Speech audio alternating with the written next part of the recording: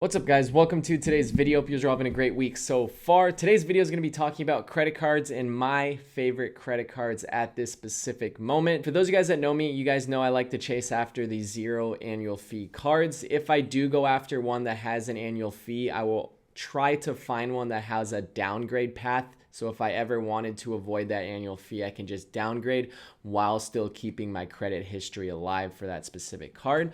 So without further ado, let's get started. These cards are basically chasing after the current sign-up bonuses and what I think are the best on top of the current benefits that each and every one of these cards has, and then the pros and the cons of them as well. So in no particular order here, actually, the Wells Fargo Active Cash Card is actually currently my favorite card, and it happens to be number one on this list right here. So we're going to break down all these categories that you guys see right here, starting with the Wells Fargo Active Cash Card. Sign-up bonus for this one is a pretty standard sign-up bonus. You get $200 for spending $1,000 in the first 3 months. Now this is the more important part right here. It's your return on your spend. Now, return on your spend basically means how much money you have to spend in order to unlock that specific sign-up bonus. In this case, you spend $1,000, you get $200, which is a 20% return on your spend. The higher percentage, the better the sign-up bonus generally is. So if you don't plan on spending $333 a month, or you don't already do that, this card I would avoid. You don't want to spend more money in order to unlock a sign-up bonus. That's not what I'm suggesting here. But if you already spend $1,000 in 3 months, or you're going to buy something within the next couple months that's a big ticket item like furniture or TV, and you're going to hit that threshold, then it may be worth it to chase after some of these sign-up bonuses here. Zero annual fee, of course. Now, the benefits is the reason why I really like this card. It has just a pretty solid sign-up bonus here.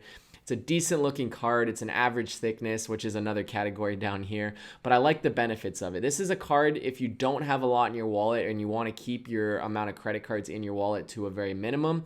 This is a good overall general card because it gives you 2% cash back through all categories. You don't have to figure out what card you're going to use to go to the grocery store or switch cards to go to the restaurant to maximize your cash back. This is just 2% around everything. Here's actually what it looks like right here.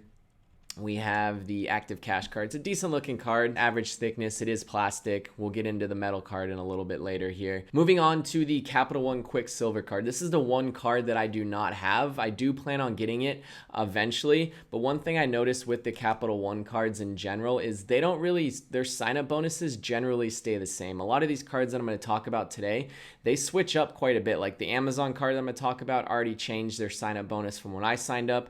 The Hotels.com card already changed their sign-up bonus from when I signed up, but the Capital One pretty much has stayed the same since I started looking at it over a year ago. So this is not a card that you have to pursue immediately in order to unlock this. I think it'll be around for a little while. This is the one card I don't have, and I have about 15 credit cards.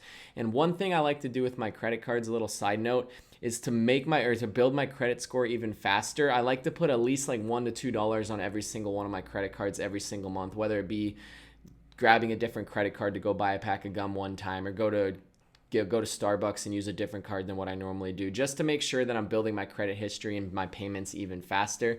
I mean, having 15 lines of credit used every single month compared to one line of credit is going to build your credit, your payment history a lot faster. So Capital One Quicksilver card, this is another really standard basic card, but you have to spend less money to unlock that $200. So if you guys do not spend a lot of money each month, the Quicksilver card would be better for you because you don't have to spend $1,000. You only have to spend $500 in 3 months. But the downside to that is you only get 1.5% cash back. So these are directly compared with each other because they have the exact same sign-up bonus essentially, and they also have very similar benefits where it's just flat across the board, no rotating categories.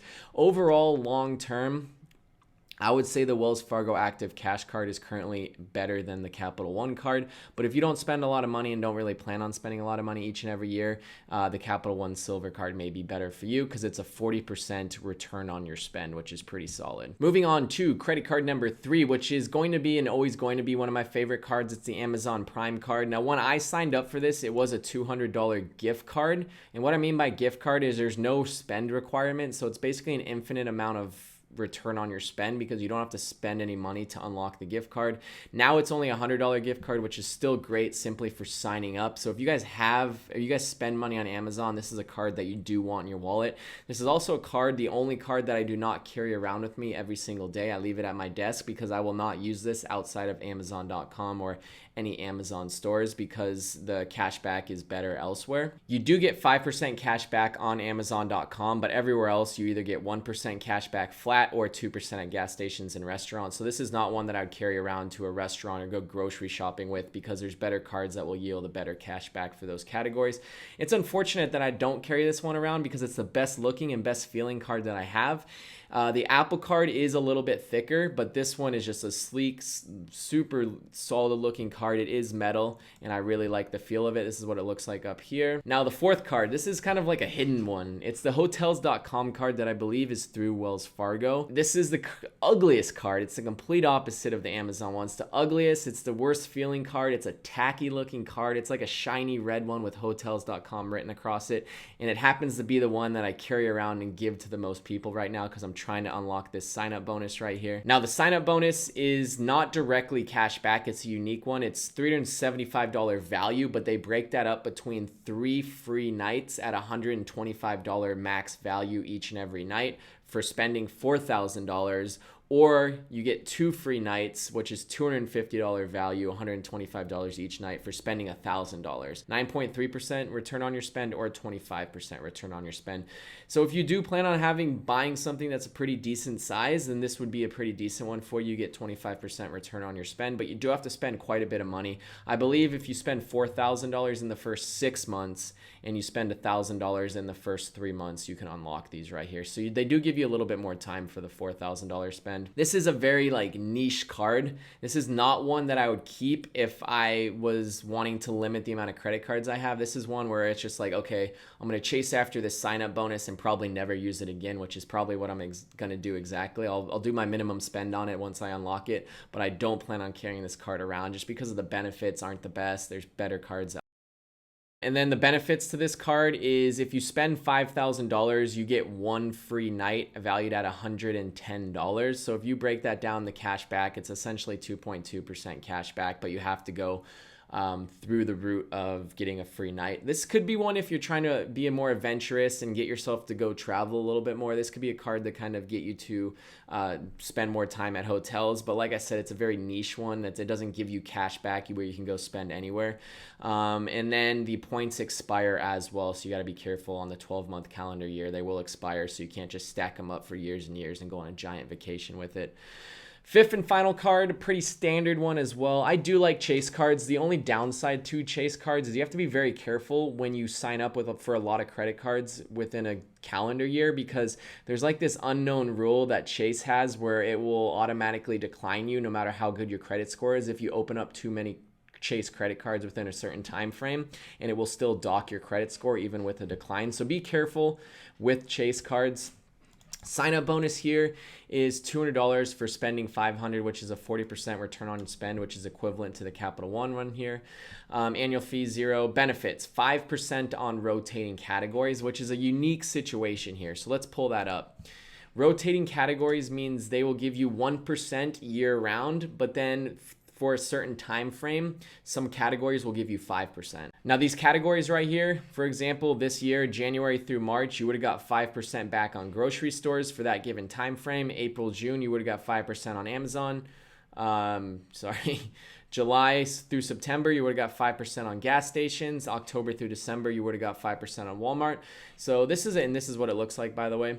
So this would be a good card if you don't care about having a couple in your wallet. This would be a good one. Oh, hey, it's between this and this time frame. I'm gonna get 5% back. Let me grab this card for grocery shopping, or let me grab this card for restaurants. So that's one where you have to think about it a little bit more, but it does yield you a little bit better return. And then I just like the Chase website, the platform, the layout of it. So I like Chase cards. That gives me a little bit of a bias because I do like Chase. The look of it's pretty standard, 6 out of 10. And this is a very specific card.